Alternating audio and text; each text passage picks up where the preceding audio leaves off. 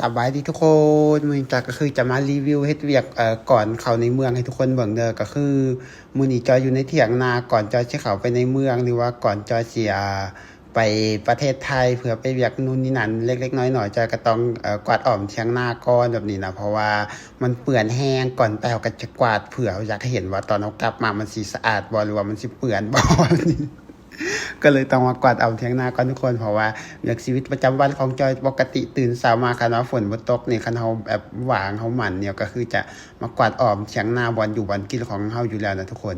อันนี้คือจอยจะกวาดอ้อมในเถียงนาบ่อนที่จอยอยู่เด้มันฝนตกแล้วมันก็คือจะดินสุ่มแบบคือจังว่าเปียกน้ำนี่แต่ว่าเวลากวาดมันก็คือจะบ่ได้เหงื่อเลยเด้อทุกคนมันจะบ่มีขี้ฝุ่นอีหยังเวลากวาดขี้เหงื่อกวาดใบไม้ออกจากอ้อมเถียงนานี่คือสบายแรงแบบนี้นะ เบิ่งแบบมันปกติจอยกวาดมันจะเป็นมื้อที่แบบว่าบ่มีฝนทุกคนกวาดก็คือค่อนข้างยากมันมีขี้ฝุ่นหลายเหงื่อแรงแต่ว่าช่วงนี้มันฝนตกทุกมื้อเลยอยู่บ้านจอยก็เลยแบบว่าบ่ค่อยมีขี้ฝุ่นเวลากวาดอ้อมเถียงนาคือสบายแรงเลยแบบนี้เลยหลังจากจอยกวาดอ้อมเถียงนาผ่านไปโดนสักพักหนึ่งทุกคนก็คือแล้วเรียบร้อยหลังจากกวาดอ้อมเถียงนาแล้วต่อมาจากก็คือจะต้องเกี่ยมมาดังไฟเพื่อเฮ็ดเวียกที่2ต่อก็คือสำระให้มันแล้วก่อนไปในเมืองคือจอยจะมาต้มผักหยาแก้วให้ตะหมูกินเด้อทุกคนแต่ว่าก่อนจะต้มเราก็จะต้องดังไฟก่อนเด้เพราะว่าคือก่อนหน้านี้มันจอยเคยไปตัดจอยเคยไปตัด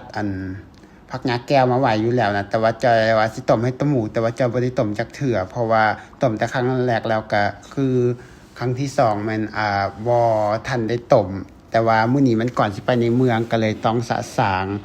ต้มให้มันแล้วก่อนเพราะว่าปะไว้มันก็สิเน่าซื่อๆแบบนี้นะก็จะต้องดังไฟแล้วก็จะเอาหม้อมาข้างเอาหม้อข้างแล้วก็คือจะเอาเกลือใส่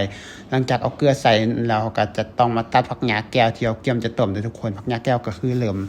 หนาวแล้วคือผักหญ้าแก้วนี่จอยเก็บมาไว้ได้เป็นบ่ฮู้ว่าน่าจะไก่2อาทิตย์แล้วล่ะทุกคนคือ ผู้ใดเคยเบิ่งคลิปก่อนหน้านี้ที่จอยเอามาต้มให้ตะหมูกินนะทุกคนคือเอามาตั้งแต่ช่วงก่อนพุ่นจอยต้มเทื่อหนึ่งแล้วมันบ่หมดแล้วจอยก็เอาไว้ว่าสิต้มมื้อที่2แล้วสุดท้ายแล้วจอยก็บ่ทันแล้วอีกอย่างก็ขี้คร้านแน่แบบนี้นะทุกคนจนกระทั่ง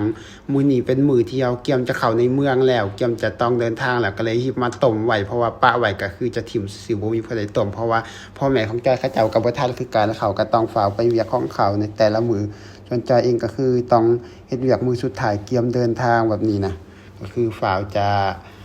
เฮ็ดเวียกให้มันแล้วเราจักจะเดินทางแบบนี้เคลียร์เวียกเก่าก่อนก็คือตอนนี้เฮามันเอามาต้มเรื่อยๆทุกคนต้มเฮาก็จะต้มเปล่าให้มันโดนเลยจอยก็สิบ่ได้ถ่ายตอนเกลือให้เบิ่งในครั้งนี้จอยก็มีแต่จะถ่ายตอนต้มเพราะว่าจอยสิเฮ็ดเวียกมื้อเช้าแล้วมื้อสวยมันมื้อแลงจอยมันจะเดินทางแบบนี้นะทุกคนจอยก็เลยว่าบ่ทันแม่จอยก็เลยต้องแบบนะว่าแหละจอยก็เฮ็ดเวียกแต่ตอนเช้าตอนสวยมันจอยฝ่าวเดินทางมันจอยถ่ายคลิปให้ได้หลายที่สุดก่อนไปในเมืองเพราะว่าตอนไปในเมืองแล้วจะบ่ได้ถ่ายคลิปอีหยังให้เบิ่งก็ถ่ายแต่คลิปในเมืองคนส่วนหลายอยู่ในเมืองแหละค่ะจะบ่ค่อยมักเบิ่งคลิปอยู่แล้วนะส่วนหลายจะเป็นคนแถวนอกนะเขามักจะเบิ่งคลิปแบบนี้แล้วบ่แม่นคนแถวนอกคนในเมืองมักเบิ่งคลิปบ้านนอกแบบนี้ แล้วคลิปตัวนี้จอยก็ได้ขอจบส่ำนี้เด้อทุกคนแล้วพบกันใหม่คลิปหน้าว่าแล้วก็ไปบ๊ายบายพบกันใหม่คลิปหน้าเด้อสำหรับคลิปนี้ขอจบส่ำนี้แล้ว